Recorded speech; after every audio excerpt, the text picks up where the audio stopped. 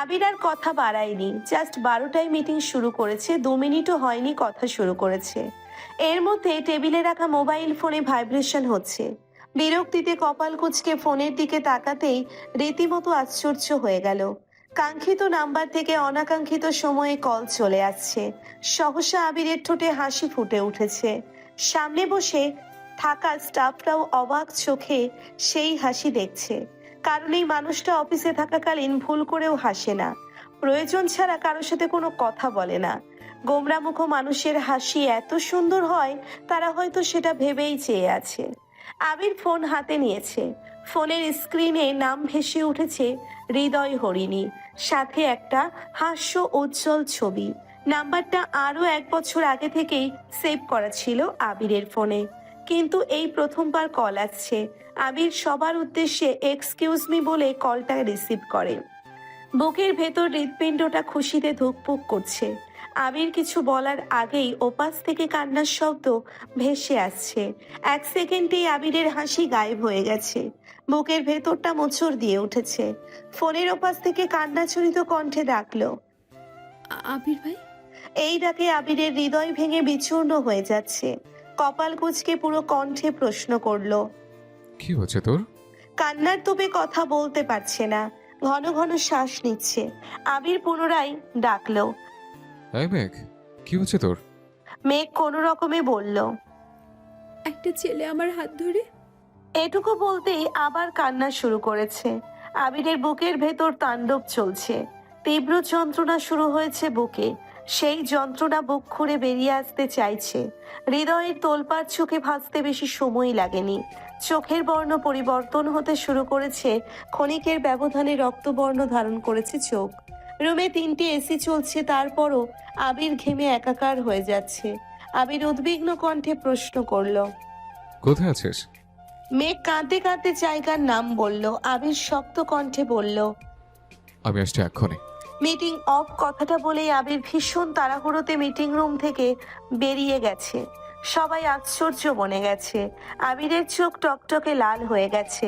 পরনের ব্লেজার খুলে নিজের রুমের দরজা থেকে ভেতরে ছুঁড়ে ফেলে বের হয়ে যাচ্ছে। আবিরের পিএস ছুটে এসে ডাকছে, কোথায় যাচ্ছেন স্যার? আজকের মিটিংটা অনেক গুরুত্বপূর্ণ। আবির অগ্নি দৃষ্টিতে চেয়ে বলল, আমার যাওয়াটা এর থেকে অনেক বেশি দরকার, আর কেউ না আমায়। কথায় রাগের তীব্রতা স্পষ্ট। পিএস চিন্তিত স্বরে বলল, স্যার ওখানে একটু পরে গেলে হয় না? অথবা অন্য কেউ গেলে মিটিংটা আপনি করতে পারতেন। আবির রাগান্বিত কণ্ঠে হুঙ্কার দিয়ে উঠল, কার বুকে এত সাহস যে আমার করেছে হাত দিছে? ওই কুত্তার বাচ্চারা না মরলে আমার শান্তি হবে না। এর মধ্যেই রাকিব অফিসে ঢুকছে। আবিরের চিৎকার শুনে ছুটে আসে। আবিরের এত ভয়ঙ্কর রূপ দেখে ভীত স্বরে প্রশ্ন করে, মেঘের কিছু হয়েছে? আবির কোনো কথা না বলে রাগে কটমট করতে করতে চলে যাচ্ছে। রাকিব পেছন থেকে ডেকে বলল, আমি কি যাবো তোর সঙ্গে? আবির শক্ত কণ্ঠেই বলল। লাগবে না। আবির এক প্রকার দৌড়ে বেরিয়ে গেছে অফিস থেকে। রাকিব এবার পিএস এর দিকে চেয়ে শুধালো, কি হয়েছে? ছেলেটা শান্ত স্বরে সব বর্ণনা করলো। রাকিব স্বাভাবিক কণ্ঠে শুধালো, কোনো কথায় মেঘ নাম শুনছো? ছেলেটা উপর নিচ মাথা নাড়ল। রাকিব দীর্ঘশ্বাস ছেড়ে গম্ভীর কণ্ঠে বলল, ভাই, আজ প্রথমবার আবিরের পথ আটকাইছো, তাই তোমায় কিছু করিনি।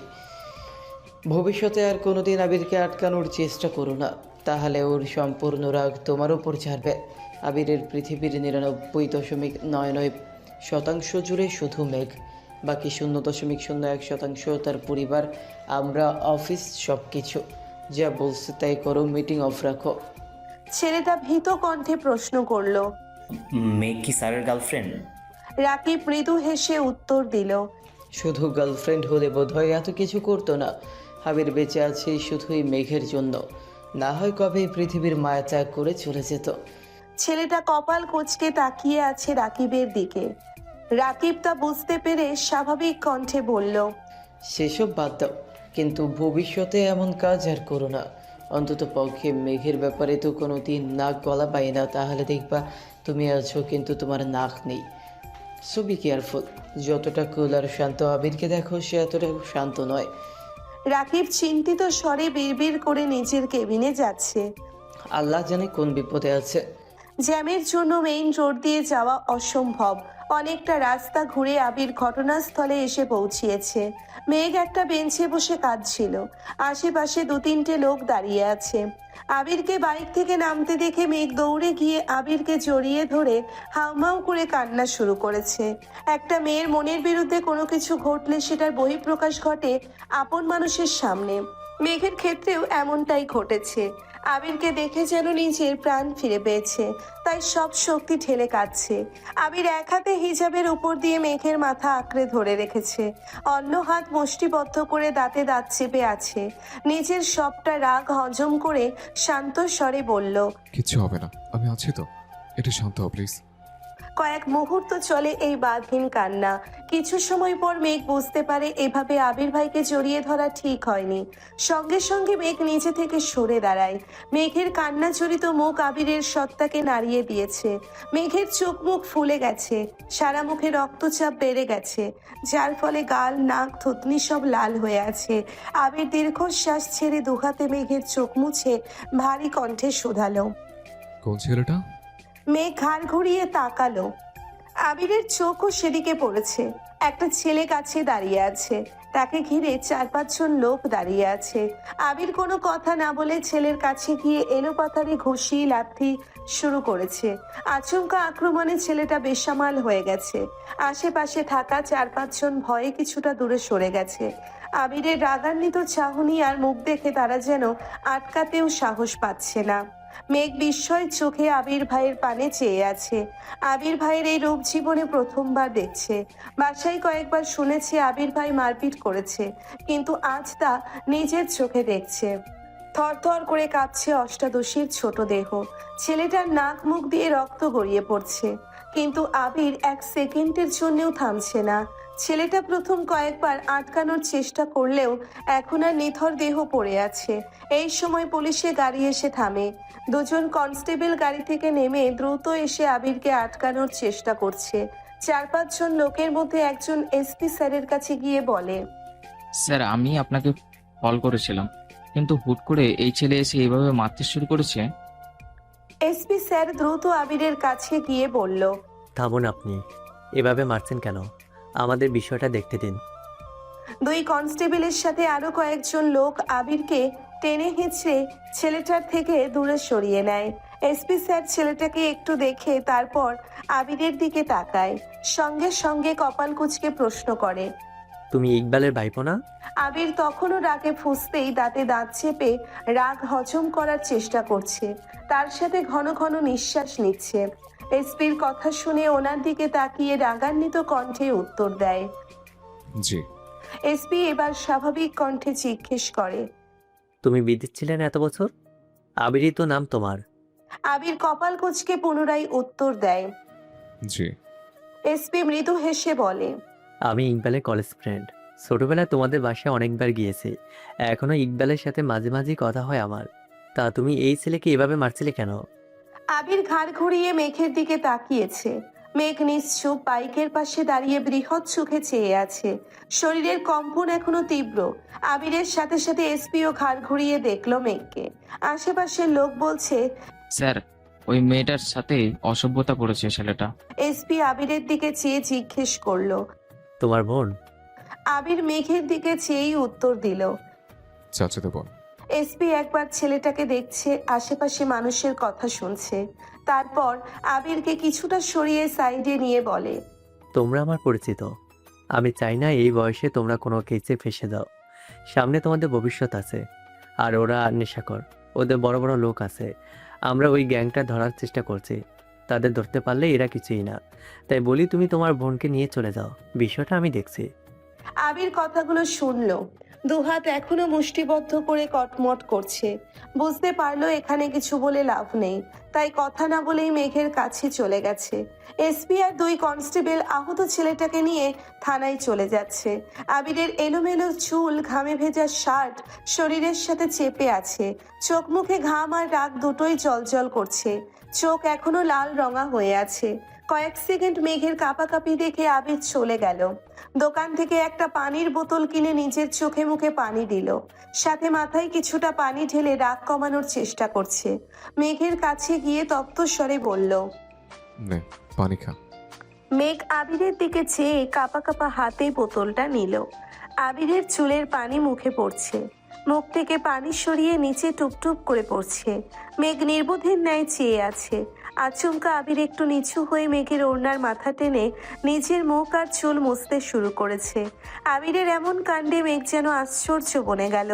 আবির চোখ মুখ মুছে পুনরায় মেঘের দিকে চেয়ে শান্ত কণ্ঠে বলল, মনে কর তুই কিছু দেখিস না, এখন একটু পানি খা। মেঘ ঢক ঢক করে কিছুটা পানি খেয়ে দীর্ঘশ্বাস ফেলল। ছেলেটার আচরণে যতটা ভয় পেয়েছিল তার থেকেও 3 গুণ ভয় পেয়েছে আবির ভাইয়ের পেটানো দেখে। তখনই রাকিব কল করেছে।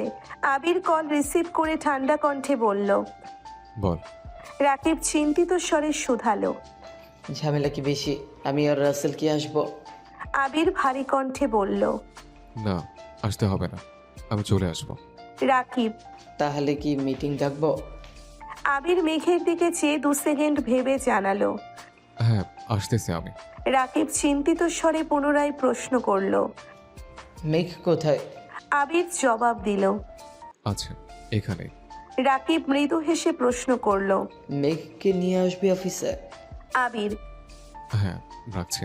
বলেই কল কেটে দিয়েছে।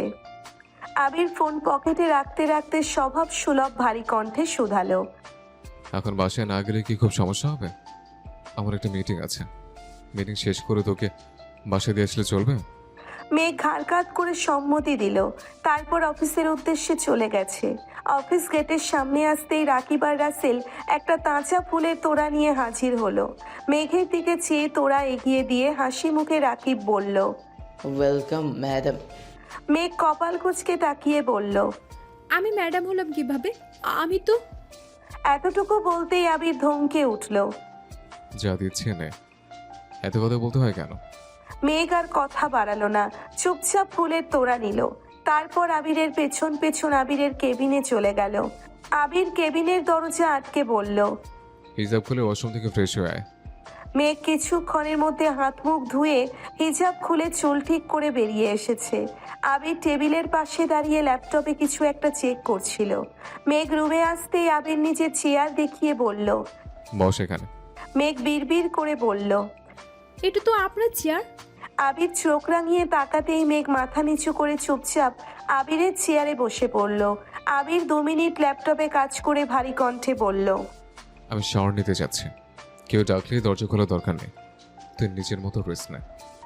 আবির 5 মিনিটের শাওয়ার নিয়ে কোমরে টাওয়াল চড়িয়ে ওয়াশরুম থেকে তাড়াহুড়ো করে বেরিয়েছে।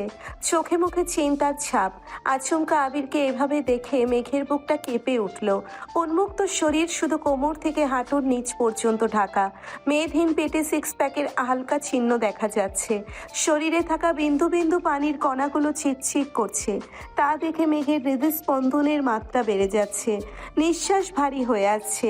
আবির এসে চেয়ারের 2 হাতল চেপে মেঘের ঘনিষ্ঠ হয়ে মেঘের দিকে তাকালো। মেঘও বিস্ময় চোখে চেয়ে আছে আবিরের চোখের দিকে। এই চোখের ক্রোধ এখনো কমেনি। এত কাছে আসাতে আবিরের নিঃশ্বাস ছুঁয়ে দিল মেঘের লালিত মুখমণ্ডল। মেঘের রক্ত সঞ্চালন বেড়ে যাচ্ছে, মনে হচ্ছে মেঘের শিরা উপশিরায় তুফান চলছে।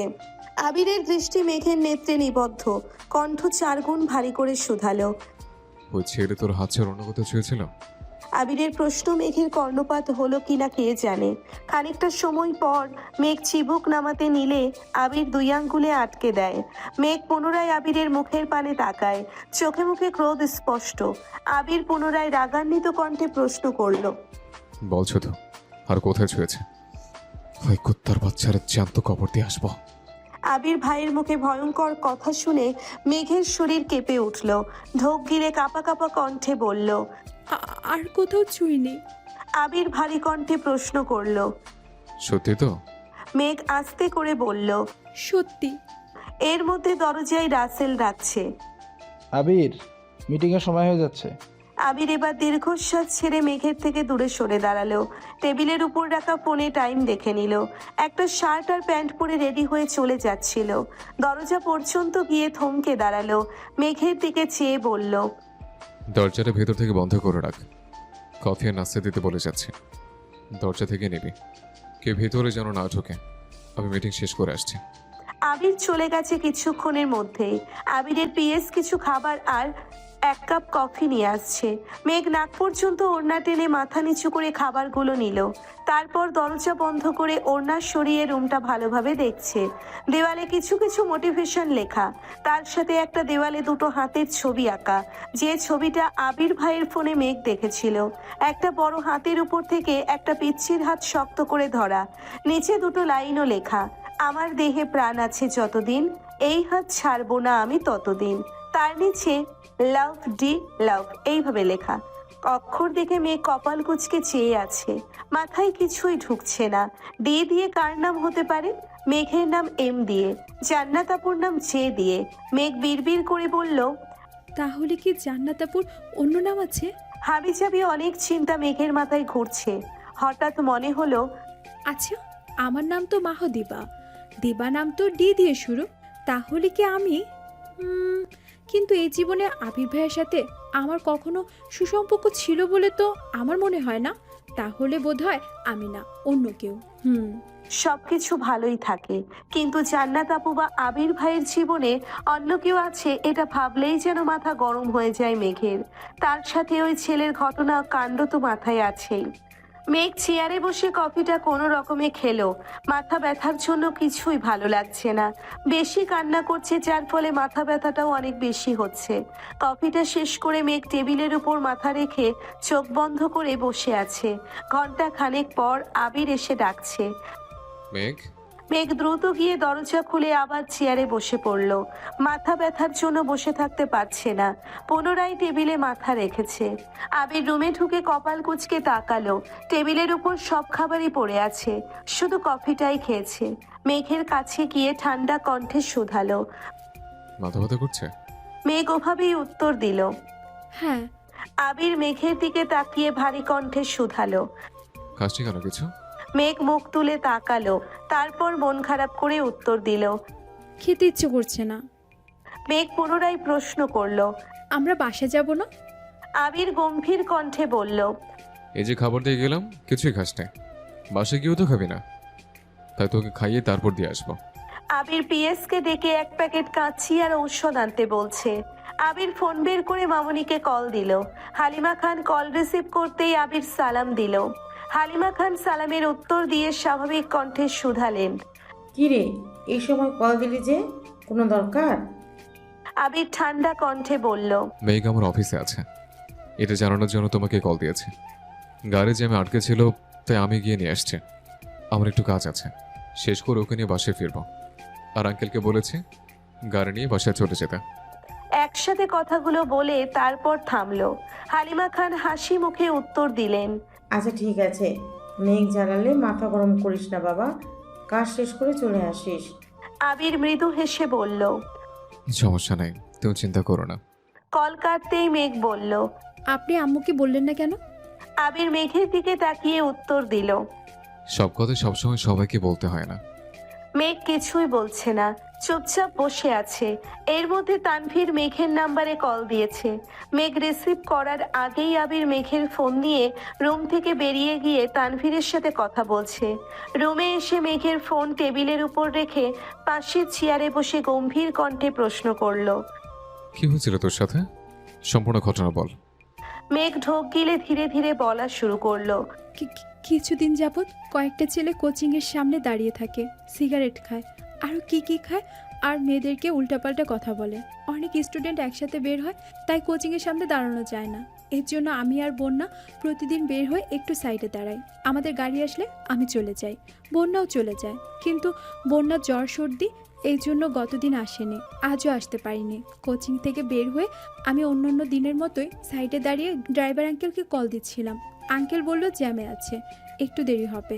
আমি যেন কোচিংয়ের ভিতরে বসি। আমি আবার যখন ঘুরে কোচিংয়ে যেতে নেব, তখনই কয়েকটা ছেলে পথ আটকে দাঁড়িয়েছে। আমি সাইড নিতে বলেছি, কিন্তু মাতালের মতো কী যেন বলছিল।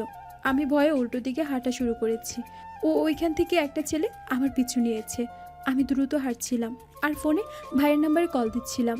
ওই ছেলে বাজে বাজে কথা বলতে বলতে আমার কাছে চলে আসছে। তারপর আমি দৌড় শুরু করি।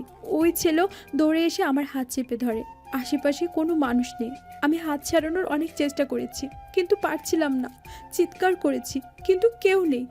ওই ছেলে আমায় ধরতে নিলে দূর থেকে একটা লোক দৌড়ে আসে। ওই লোককে আসতে দেখে ছেলেটা দৌড় শুরু করে। অনেকটা যাওয়ার পর কয়েকজন মিলে ছেলেটাকে ধরে। আমি তখন আবারও ভাইয়াকে কল দিচ্ছি, ভাইয়া রিসিভ করেনি। তারপর বাধ্য হয়ে আপনাকে কল দিছি। ওই ছেলেকে আটকে 2-3 জন এসে আমাকেও নিয়ে গেছে সেখানে। আমি অনেক জিজ্ঞাসাবাদ করেছি, পরে কেউ একজন পুলিশে কল দিয়েছে। পূর্ণ মনোযোগ দিয়ে কথাগুলো শুনলো আবির। দীর্ঘশ্বাস ছেড়ে নিজেকে শান্ত রাখার চেষ্টা করলো, কিন্তু তার চোখ যেন কিছুতেই শান্ত হতে চাইছে না। আবিরের চোখ রাগে জ্বলছে। আবির নিজের ফোন বের করে কি একটা টেক্সট কাকে পাঠিয়ে ফোন রেখে দুহাত টেবিলের উপর রেখে তার উপর মাথা রাখলো। তার এই রুদ্রমূর্তি ধারণকৃত রূপ কোনোভাবেই যেন মেঘ না দেখে, তাই নিজেকে আড়াল করার চেষ্টা করছে। মেঘ নির্বোধের ন্যায় আবির ভাইয়ের চুলের দিকে চেয়ে আছে। সামনের দিকে লম্বা চুলগুলো টেবিলে পড়ে আছে। মেঘ মৃদু হেসে নিজের ডান হাত এগিয়ে দিল আবির ভাইয়ের চুলের দিকে। টেবিলে পড়ে থাকা চুলগুলোকে আলতোভাবে ছুঁয়ে দিল। ধমকের ভয়ে হাত সরিয়ে নিল সঙ্গে সঙ্গে। আবিরের নীরবতা দেখে আবারও ছুঁয়ে দিল আবিরের চুলে। মেঘের এমন কাণ্ডে আবিরের লুকানো রাগান্বিত মুখমণ্ডলে অকস্মাৎ হাসি ফুটে উঠেছে। ক্ষণিকের ব্যবধানে আবিরের রাগী অভিব্যক্তি বদলে গেছে। মেঘ কিছুক্ষণ আবিরের চুল নিয়ে দুষ্টুমি করে, চুল ছেড়ে স্বাভাবিক হয়ে বসলো। তারপর শীতল কণ্ঠে ডাকলো, আবির ভাই। সহসা সেই চিরচেনা সুমধুর কণ্ঠে উত্তর আসলো। মেঘ কয়েক সেকেন্ড এই ডাক শুনে মুগ্ধ হয়ে রইল। তারপর ঢোক গিলে ভয়ে ভয়ে প্রশ্ন করলো, দেয়ালে যে ডি লেখা, ডি দিয়ে কার নাম? আবির মাথা তুলে ভ্রু কুঁচকে মেঘের দিকে চেয়ে নিরুদ্বেগ কণ্ঠে বলল। হবে কোন এক ঢঙ্গি। আবির কথা ঘোরানোর জন্য শক্ত কণ্ঠে বলা শুরু করলো, আজকের পর থেকে তোর কোনো ধরনের সমস্যা হলে বা যদি মনে হয় সমস্যা হতে পারে, সঙ্গে সঙ্গে আমায় কল দিবি। তানভীর ব্যস্ত থাকে, চাইলে সবকিছু ম্যানেজ করতে পারে না, তাই তানভীরকে কল দেওয়ার আগে আমায় কল দিবি। আর কোচিং আপাতত তোর যেতে হবে না। কোচিংয়ে গেলে কেউ কিছু বলবে বা খারাপ আচরণ করবে তার জন্য নয়। তুই চাইলে ওখানে সব কটা ছেলে এখনই তোর পায়ে ধরে মাফ চাইবে, আর কোনোদিন কোচিংয়ের আশেপাশে আসবে না। কিন্তু সমস্যা হচ্ছে তুই তো এই বিষয়টা স্বাভাবিকভাবে নিতে পারবি না। তুই কোচিংয়ে যেতে আসতে ভয়ে আমি চাই না আজে বাজে প্রেশার দিয়ে নিজের মাথাটা হ্যাং করে রাখিস। তার থেকে কোচিংয়ের রুটিন অনুসারে পড়বে। আমি প্রশ্ন নিয়ে আসবো। জান্নাত তোর পরীক্ষা নেবে, দরকার হলে জান্নাত 3 ঘন্টা সময় নিয়ে পড়াবে তোকে। মেঘ আস্তে করে বলল। বেশি রাত হলে জান্নাত আপু কিভাবে যাবে? আবির কপাল কুঁচকে তাকালো, গম্ভীর কণ্ঠে উত্তর দিল, জান্নাতের চিন্তা করতে হবে না, আগে নিজে চিন্তা কর। এর মধ্যে পিএস খাবার আর ঔষধ নিয়ে আসছে। মেঘকে খেতে দিয়ে আবির অফিসে বাকি কাজগুলো দ্রুত শেষ করছে। রাকিব আর রাসেলের সাথেও কথা বলে আসছে। পিএস ছেলেটা এক ফাঁকে আবিরের কাছে মাফও চেয়েছে। আবির সারাদিন যাবতই রাগে ফুঁসছে। অফিসের সবার সাথেই হুটহাট রাগ দেখাচ্ছে। নিজের রাগ কন্ট্রোল করতে পারছে না। কয়েকবার চোখে মুখে পানিও দিয়েছে, তাতেও কাজ হচ্ছে না। মেঘ খাচ্ছে আর বিড়বিড় করে বলছে, আপনার জান্নাত আপুর প্রতি কেয়ারটা খুব তাড়াতাড়ি সরাতে হবে। কোথাও চান্স পেলে জান্নাত আপুর কাছে আর পড়বো না। তারপর আপনার কেয়ারও কমে যাবে। ধীরে ধীরে আমি নিজেই আপনার প্রেমিকা হয়ে যাব। কথাগুলো বলতে বলতে মেঘের ঠোঁটে সহসা হাসি ফুটে উঠেছে। কাজ শেষ করে নিজের রুমে এসে মেঘকে হাসতে দেখে আবিরের সব রাগ নিমেষেই মিলিয়ে গেছে। মনে মনে ভাবছে, তোর এই হাসিতে কি এমন জাদু আছে যে হাসি আমার সব রাগ এক মুহূর্তে নিঃশেষ করে দিতে সক্ষম। মেঘ তাকাতেই আবির নড়ে উঠল। স্বাভাবিক কণ্ঠে বলল, রেডি হয়ে নে, বাসায় যাব। মেঘকে বাসার সামনে নামিয়ে আবির গম্ভীর কণ্ঠে বলল, রুমে গিয়ে ডিরেক্ট ঘুমাবি, কাউকে কিচ্ছু বলার দরকার নেই। যদি কিছু বলতে হয় আমি বাসায় ফিরে বলবো। কয়েক ঘন্টা সময় পার হওয়াতে মেঘও অনেকটা স্বাভাবিক হয়ে গেল। রুমে গিয়ে ফ্রেশ হয়ে ঘুমিয়ে পড়েছে। ঘন্টা দুয়েক পর চিল্লাচিল্লির শব্দে মেঘের ঘুম ভাঙে। করিডোর থেকে নিচে তাকিয়ে দেখে বাড়ির 3 কর্তা সোফায় বসা। 3 কর্তি কিছুটা দূরে দাঁড়িয়ে আছে। সোফা থেকে কিছুটা দূরে আবির ভাই দাঁড়িয়ে আছে। দেখে মনে হচ্ছে ওনার মতো ভদ্র আর শান্ত ছেলে দ্বিতীয় আর নেই। আবিরের থেকেও কিছুটা দূরে দাঁড়িয়ে আছে তানভীর। আলী আহমেদ খান চিৎকার দিয়ে উঠলেন, তোমাকে এতবার সাবধান করার পরও আবারও মারপিট কেন করেছো? বড় আব্বুর রাগান্বিত স্বরে মেঘের শরীর কেঁপে উঠল। আবির ভাই তো জানাতে চায়নি, তাহলে বড় আব্বু জানলো কিভাবে? এই বাড়িতে আসার পর থেকেই আবির ভাইকে প্রতিনিয়ত নিষেধ করা হচ্ছে, কিন্তু আজ তো মেঘ নিজের চোখে আবির ভাইয়ের ক্রোধ দেখেছে, মারপিট দেখেছে। আজ আবির ভাইয়ের কি হবে এটা নিয়ে ভাবনায় পড়ে গেছে মেঘ। অথচ আবির ভাইয়ের মধ্যে কোনো ভয় ডর কিছুই নাই। মেঘ সবেমাত্র ঘুম থেকে উঠেছে। এলোমেলো চুল আর ক্লান্ত মুখশ্রী নিয়ে ধীরে ধীরে সিঁড়ি বেয়ে কিছুটা নিচে নামলো। আবিরকে নিরুত্তর থাকতে দেখে আলী আহমেদ খান পুনরায় ধমকে উঠলেন, কথা কেন বলছো না? গন্ডামি করার জন্য তুমি দেশে আসছো? আবির ভনিতা ছাড়াই উত্তর দিল, এই বাড়ির মেয়ের গায়ে কেউ হাত দেবে আমি তো সহ্য করতে পারবো না। আলী আহমেদ খান পুনরায় বললেন, সহ্য করতে না পারা এক বিষয়, মারপিট করা অন্য বিষয়। মারপিট কেন করলা? লোকে কি বলবে? বিদেশ থেকে পড়াশোনা করে দেশে ফিরেছে ছেলে, সে এখন রাস্তাঘাটে মারপিট করে। আবির মাথা নিচু করে ভারী কণ্ঠে বলল, আফসোস, আমাকে নিয়ে যতটা মাথা ঘামাচ্ছেন তার কিছুটা মাথা যদি ওই ছেলেগুলোর জন্য ঘামাতেন তাহলে কেন মেরেছে প্রশ্নটা আমি করতেন না। মোজাম্মেল খান কঠিন স্বরে বললেন, ওই ছেলেগুলোর জন্য আইন আছে, পুলিশ আছে। তোমাকে তো দায়িত্ব দেওয়া হয়নি। তুমি ছেলেকে না মেরে মেঘকে নিয়ে চলে আসতে পারতে। আবির বিড়বিড় করে বলল, আইনের পুলিশ ছিল বলেই তো ওইগুলোর আবার পিটাতে হয়েছে। ইকবাল খান চিন্তিত স্বরে বললেন, দেখ আবির, এমপি আমার বন্ধু ছিল আর তোকে চিনছে বিধায় ঝামেলা করেনি, আর আমাকেও কল দিয়ে জানিয়েছে এখানে অন্য কেউ থাকলে তো ঝামেলা হইতো। আলী আহমেদ খান পুনরায় বলে উঠলেন, মান সম্মানের চিন্তা কি এই ছেলের আছে? আবির রাগ কন্ট্রোল করতে না পেরে চিৎকার করে উঠল, আমায় ক্ষমা করবেন, আমি আপনাদের মতো ভদ্রলোকের মুখোশ পরে চলতে পারবো না, আর আপনাদের মতো পাষাণ হৃদয় নিয়ে বাঁচতে পারবো না। কেউ আমার গণ্ডিতে ছোঁয়ার চেষ্টা করলে সেই হাত ভেঙে দিতে আমি দ্বিতীয়বার ভাববো না। কথাগুলো বলে সিঁড়ি দিয়ে উঠতে গিয়ে মেঘকে দেখে দ্বিতীয়বার ধমকে উঠল। তো কি ঘুমাতে বলছে? বের হচ্ছিস কোন আছে? আবিরের পেছন পেছন মেঘও নিজের রুমে ছুটে গেছে। ড্রয়িং রুমে পিনপতন নীরবতা। তানভীর নিষ্পলক তাকিয়েছিল। আবিরের যাওয়ার পথে তানভীরের চোখের সামনে ভেসে উঠেছে কিছুক্ষণ আগে আবিরের ঘটানো তাণ্ডব। যে কয়টা ছেলে কোচিং এর সামনে ছিল সবকটাকে ধরে এনে মেরে আধমরা করেছে। আর যেই ছেলেটা মেঘের হাত ধরেছিল ওই ছেলেকে পুলিশ শাসিয়ে ছেড়ে দিয়েছিল। ওই ছেলেকে এনে ধারালো ছুরিতে এই ছেলের হাত কাটছে। গলা কাটার জন্য উঠে পড়ে লেগেছিল, কিন্তু রাকিব, রাসেল আরো কয়েকজন মিলে জোর করে আটকিয়েছে। আবিরের রাগ কন্ট্রোলের একমাত্র পন্থা হলো মেঘ। মেঘের কথা বলে অনেক কষ্টে আবিরকে শান্ত করে। রক্তে রঞ্জিত জামা পাল্টিয়ে বাড়ি ফিরিয়ে নিয়ে আসছে তানভীর।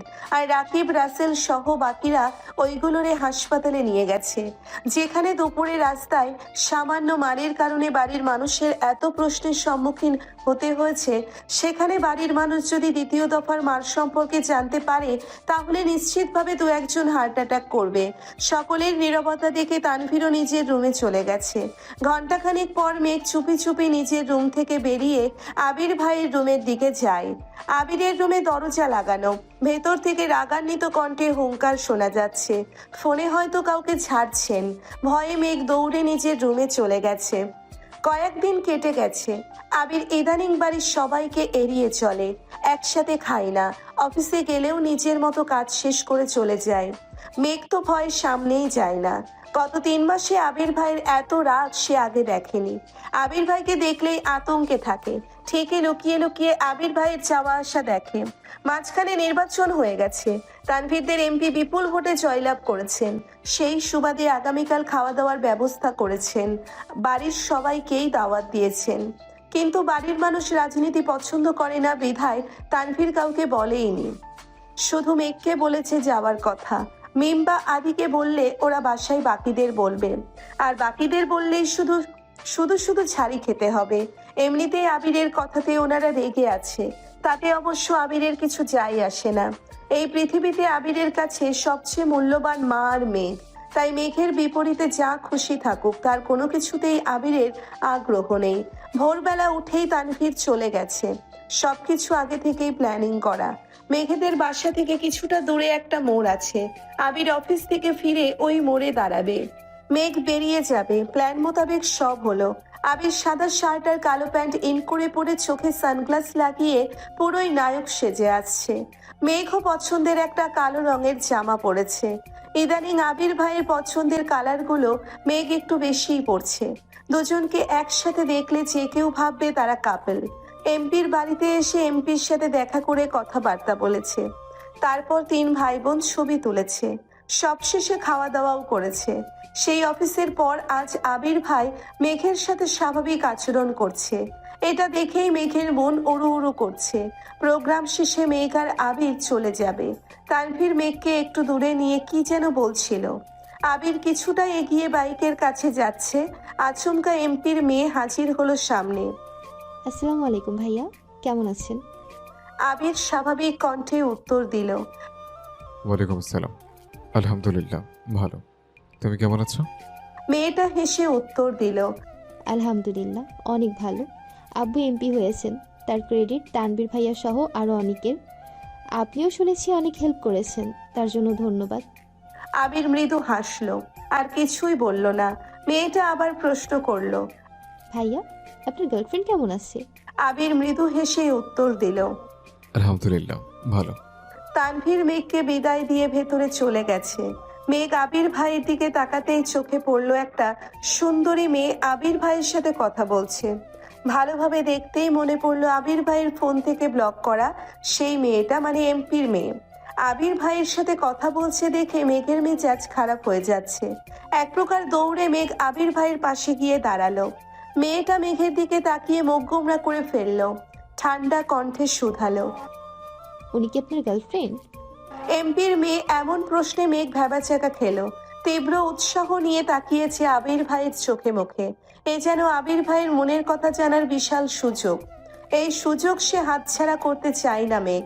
বৃহৎ নয়নে চেয়ে আছে আবির ভাইয়ের চোখে মুখে, নিরীক্ষণ করছে। আবির ভাই চোখের ইশারায় কিছু বললে সেটাও আজ বুঝে নিবে অষ্টাদশী। আবির মেঘের দিকে এক পলক তাকালো, পুনরায় চোখ সরিয়ে গম্ভীর কণ্ঠে বলল, না, ও আমার কাজিন। এই সামান্য কথায় অষ্টাদশীর হৃদয় ভেঙে চূর্ণ বিচূর্ণ হয়ে গেছে।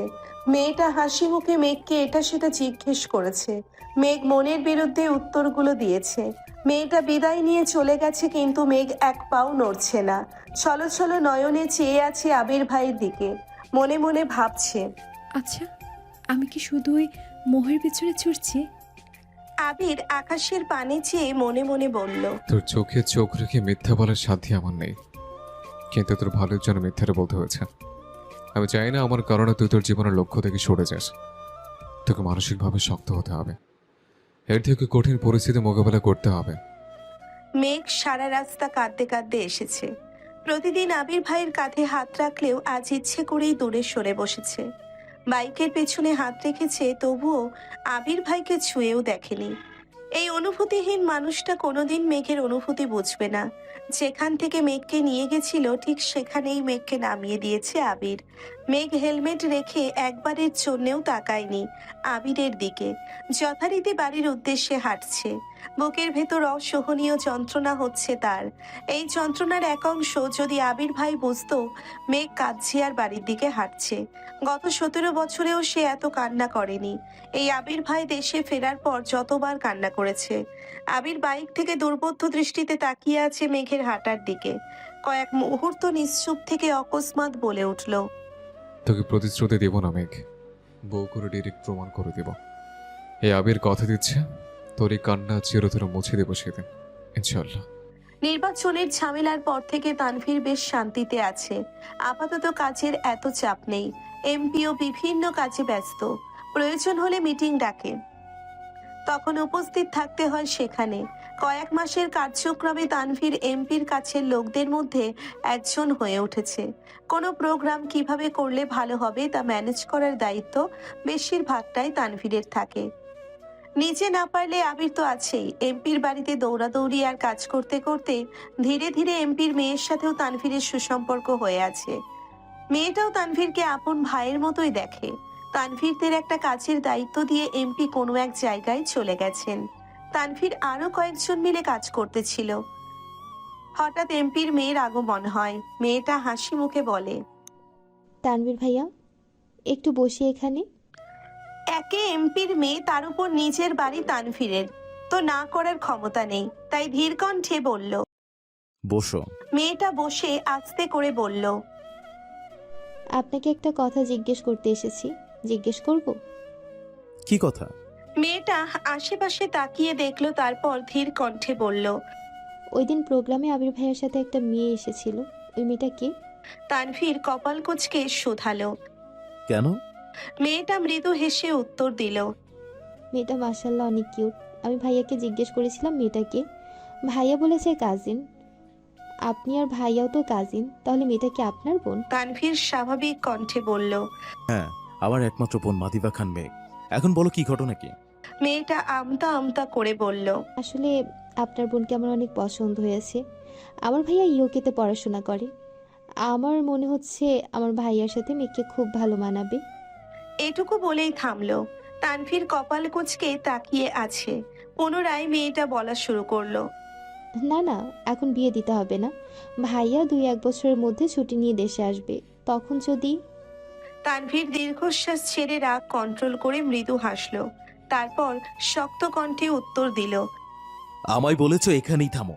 ভাইয়া যদি এগুলো শোনে তো আল্লাহ জানে কি করবে। ভাইয়ার যার সাথে বিয়ে ঠিক হয়েছে সে আর কেউ না, আমার একমাত্র বোন মেঘ। ভাইয়ার পৃথিবী জুড়ে শুধু মেঘের অস্তিত্ব।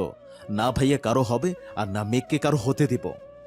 মেয়েটা বিস্ময় চোখে চেয়ে বিড়বিড় করে বলল, ভাইয়াকে জিজ্ঞেস করেছিলাম গার্লফ্রেন্ড আছে কিনা, উনি তো না করেছেন, বললেন কাজিন। তানভীর হাসি মুখে উত্তর দিল, গার্লফ্রেন্ড না, তাই না করেছে। বউ কিনা জিজ্ঞেস করতে তাহলে ঠিকই হ্যাঁ বলতো। ভাইয়া মেয়েকে কখনো গার্লফ্রেন্ড ভাবে না, সবসময় বউ ভাবে আর বউ হিসেবে পরিচয় দেয়। সে যাই হোক, এই বিষয় নিয়ে আর কথা বাড়িও না, যাও এখান থেকে। মেয়েটা মন খারাপ করে চলে যাচ্ছে। আবিরকে ভালো লাগছিল। আবির অন্য কারো মালিকানায় বন্দি। এখন মেঘকে নিজের ভাইয়ের জন্য পছন্দ করছে। এই মেঘও আবির ভাইয়ের দখলে। বিড়বিড় করে আবিরকে বকতে বকতে বাসার ভেতরে চলে গেছে। তানভীর কাজ শেষ করে দুপুরে বাইক নিয়ে বের হয়েছে। মেঘদের কোচিং এর সামনে ওয়েট করছে। কিছুক্ষণের মধ্যে কয়েকজনের সাথে বন্যাও বেরিয়ে আসছে। বন্যাকে দেখে তানভীর বাইক থেকেই জোরে ডাকলো, এই মেয়ে, এদিকে আসো। বন্যা অবাক চোখে তাকালো। মেঘ তো কোচিং এ আসে না। ওই দিন ঝামেলার পরে মেঘই কল দিয়ে বন্যাকে সব বলেছে। তাহলে তানভীর ভাইয়া কোচিং এর সামনে কেন আসছে? বন্যা গুটি গুটি পায়ে এগিয়ে আসলো তানভীরের কাছে। তানভীর স্বাভাবিক কণ্ঠে শোধালো, আজকের পরীক্ষা কেমন হয়েছে? বন্যা মৃদু হেসে উত্তর দিল, জি ভালো। তানভীর গলা খাকারি দিয়ে ধীর কণ্ঠে শোধালো, তুমি নাকি অসুস্থ ছিলে, সুস্থ হয়েছ? বন্যা বিস্ময়কর দৃষ্টিতে চেয়ে আছে। বন্যা অসুস্থ ছিল এটা তানভীর ভাই কিভাবে জানে? অবশ্য জানবে নাই বা কেন, মেয়েকে নিশ্চয়ই বলেছে। বন্যা উপর নিচ মাথা নাড়ল। তানভীর বাইকের সাইড থেকে একটা হেলমেট খুলে বন্যার দিকে এগিয়ে গিয়ে বলল, এটা পরে বাইকে বসো। বন্যা ভ্রু কুঁচকে তাকিয়ে বলল, কেন? তানভীর কিছুটা শক্ত গলায় বলল, এই মেয়ে, তোমাকে উঠতে বলেছি না, ওঠো। বন্যা তানভীর ভাই সম্পর্কে খুব ভালো করেই জানে, তাই তেরামি না করে চুপচাপ বসছে। তানভীরের পেছনে নিজের ব্যাগ রেখে তারপর বসেছে, যেন গায়ে না লাগে। তানভীর বন্যাকে নিয়ে একটু রেস্টুরেন্টে এসেছে। বন্যার পছন্দ মতো খাবার অর্ডার দেওয়া হয়েছে। আগে একদিন মেঘ সাথে ছিল বলে বন্যার এতটা অস্বস্তি লাগেনি। তবে আজ একা তানভীরের সাথে খেতে এসে নিজের হাত পা স্থির রাখতে পারছে না। বন্যার অস্বাভাবিকতা দেখে তানভীর স্বাভাবিক কণ্ঠে বলল, এত ভয় পাচ্ছ কেন? আমি তো অপরিচিত কেউ না, আর আশেপাশের মানুষ যদি তোমার এই কাঁপাকাঁপি দেখে তাহলে নিশ্চিত ভাববে আমি তোমাকে কিডন্যাপ করে নিয়ে আসছি। প্লিজ স্বাভাবিক হও। বন্যা কিছুটা স্বাভাবিক হয়ে কোমল কণ্ঠে শোধালো, আমায় আবারও ট্রিট দেওয়ার কারণ কি? তানভীর উত্তর দিল। আমাদের এমপি জিতেছে, সেই খুশিতে খাওয়াচ্ছি। আরও আগে খাওয়াবো ভাবছিলাম, কিন্তু সময় পাইনি। মাঝখানে এমপির বাড়িতে প্রোগ্রাম ছিল, অবশ্য ওইখানে তোমাকে যেতে বলতাম, কিন্তু তুমি তো সেখানে যাবে না, তাই আর বলিনি। আজ একটু ফ্রি আছি, সেজন্য তোমাকে নিয়ে আসলাম। বন্যা কিছু একটা ভেবে পুনরায় প্রশ্ন করলো। তাহলে মেঘকেও নিয়ে আসতেন। তানভীর সঙ্গে সঙ্গে জবাব দিল। বনুকে নিয়ে আসতে চাইছিলাম, কিন্তু ভাইয়া নিষেধ করলো। কথাটা বলেই ভাবনায় পড়ে গেছে তানভীর, যদি বন্যা কিছু বুঝে ফেলে। যেই কথা সেই কাজ। বন্যা প্রশ্ন করে উঠল।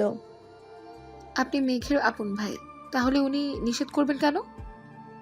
মানে ওই দিনের কোচিংয়ের ঘটনা তো তুমি নিশ্চয়ই শুনেছ। আসলে ওই ঘটনার পর থেকে বনু একটু চিন্তিত।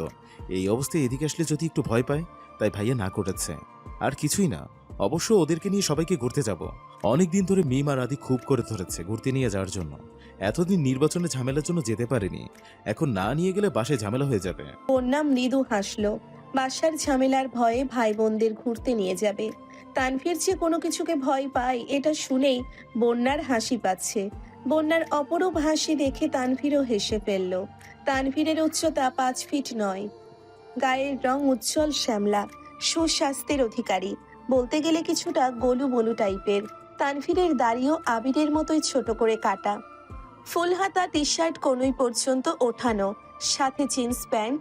হেলমেটের কারণে গোছানো চুলগুলো অগোছালো হয়ে গেছে।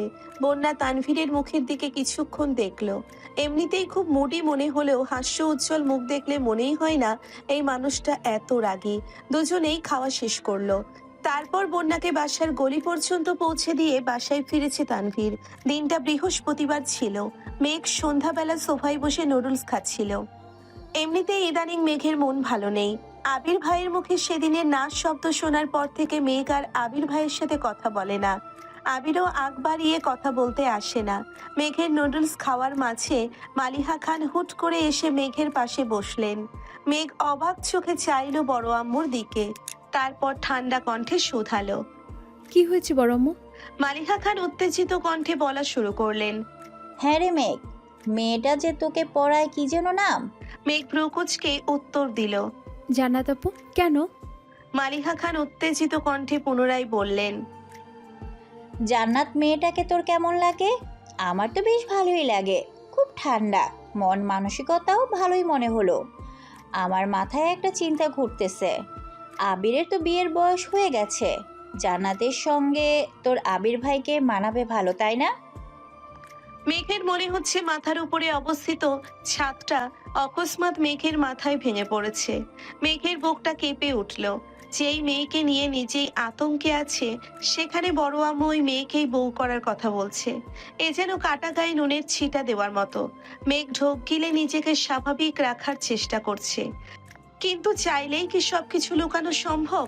যেই মানুষটার জন্য বুকের ভেতর এক আকাশ সমান ভালোবাসা, সেই মানুষটার বিয়ের কথা শুনছে, তাও অন্য মেয়ের সাথে। মেঘের চিৎকার করে কাঁদতে ইচ্ছে করছে। বড় আম্মুকে কি করে বোঝাবে? 3 মাসে আবির ভাইকে নিজের থেকেও বেশি ভালোবেসে ফেলেছি। মালিহা খান পুনরায় প্রশ্ন করলেন। এই মেঘ, জান্নাতকে জিজ্ঞেস করিস তো কাউকে পছন্দ করে কি না? পছন্দ না থাকলে ভাবছি আবির আর তোর বড় আব্বুর সাথে এই বিষয়ে কথা বলবো। কথা শেষ করে মালিহা খান উঠে রান্নাঘরে চলে গেছেন। এদিকে মেঘের গলা দিয়ে নুডলস নামছে না, বুক ফেটে কান্না আসছে। নুডলসের প্লেট রেখে নিজের রুমে চলে গেছে, ফ্যান ছেড়ে লাউড স্পিকারে গান চালিয়ে ইচ্ছে মতো কাঁদছে। মনের কষ্ট প্রকাশ করার মতো কেউ নেই মেঘের জীবনে, তাই কান্নাই তার একমাত্র সঙ্গী। ঘণ্টাখানেক পর জান্নাত আপু পড়াতে আসছে। মেঘ হাত মুখ ধুয়ে ফ্রেশ হয়ে নিচে পড়তে আসছে। জান্নাত আপুকে দেখে মেঘের মাথায় শুধু বড় আম্মুর কথাগুলোই ঘুরছে। পড়ানো শেষে মেঘ বলল, আপু একটা কথা জিজ্ঞেস করি? জান্নাত মিষ্টি করে হেসে বলল, হ্যাঁ অবশ্যই। মেঘ শীতল কণ্ঠে প্রশ্ন করল। আপু আপনি কি কাউকে পছন্দ করেন? মেঘের এমন প্রশ্নে জান্নাতের ওষ্ঠদ্বয় আরো বেশি প্রশস্ত হলো। শান্ত করে উত্তর দিল, হ্যাঁ। মেঘ যেই না প্রশ্ন করতে যাবে কে সে, তার আগেই জান্নাতের ফোনে কল আসছে। কল রিসিভ করে কথা বলতে বলতে মেঘের থেকে বিদায় নিয়ে জান্নাত বেরিয়ে গেছে। অষ্টাদশীর মনের ভেতর তোলপাড় চলছে। বড় আম্মুর বলা কথাগুলো মাথায় ঘুরছে। জান্নাত আপুর বিষয়ে আবির ভাইয়ের কেয়ার, কিছুদিন আগে মেঘকে কাজিন বলে পরিচয় দেওয়া, আর জান্নাত আপুর পছন্দের মানুষ আছে জানতে পারা। সবকিছু যদি একসাথেই বাধা হয় তাহলে মেঘের কি হবে? মেঘের চোখ টলমলো করছে।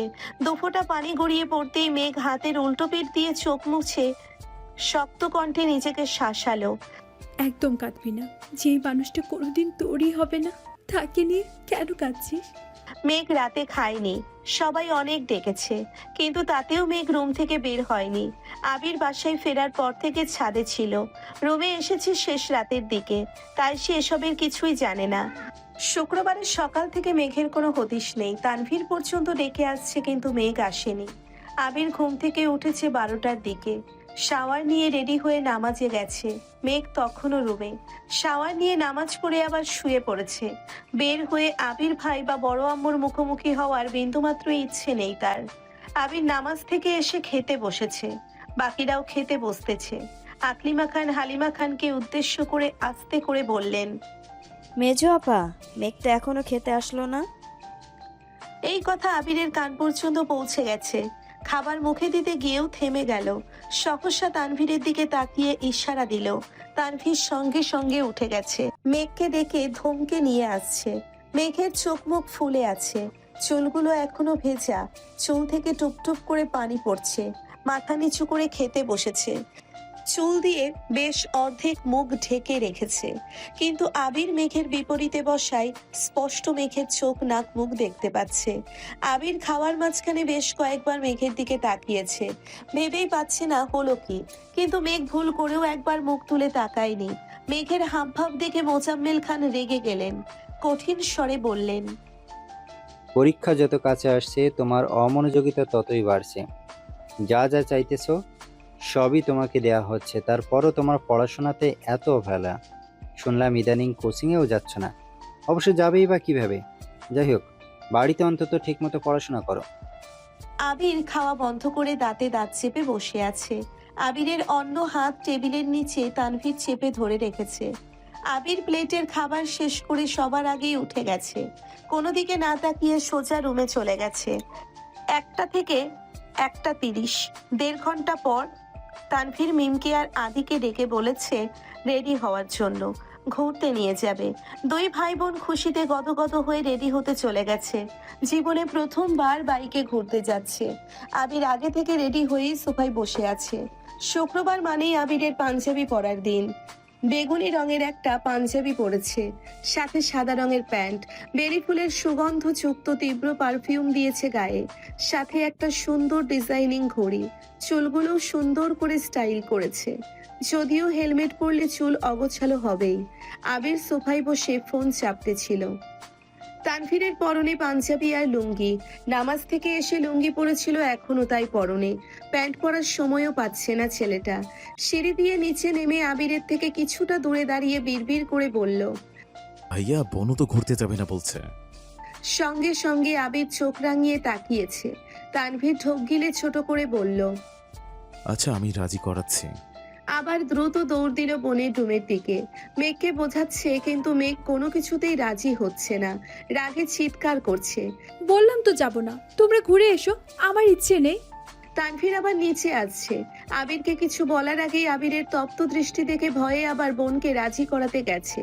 4-5 বার উপর নিচ করতে করতে অবশেষে বোনকে রাজি করাতে সক্ষম হয়েছে।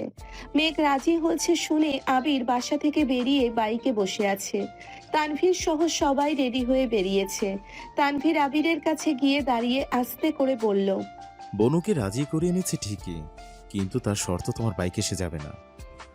আবির অন্যদিকে মুখ করে কিরমির করে বলল, তোর বোনকে বল ধরে বসতে, না হয় রাস্তায় আদমরা হয়ে পড়ে থাকবে, তখন বোনের জন্য কাঁদিস না। আবির ভাইয়ের ভারী কণ্ঠের হুঙ্কার শুনে মেঘ সঙ্গে সঙ্গে আবির ভাইয়ের কাঁধ চেপে ধরে আবিরের কাছাকাছি এসে বসলো। আবির হেলমেটের আড়ালেই মৃদু হাসলো, তারপর বাইক স্টার্ট দিল। এদিকে তানভীর বিড়বিড় করে বলছে, আহারে আমার বোনের কিছু হলে আমার আগে তো তুমিই মইটা যাবা।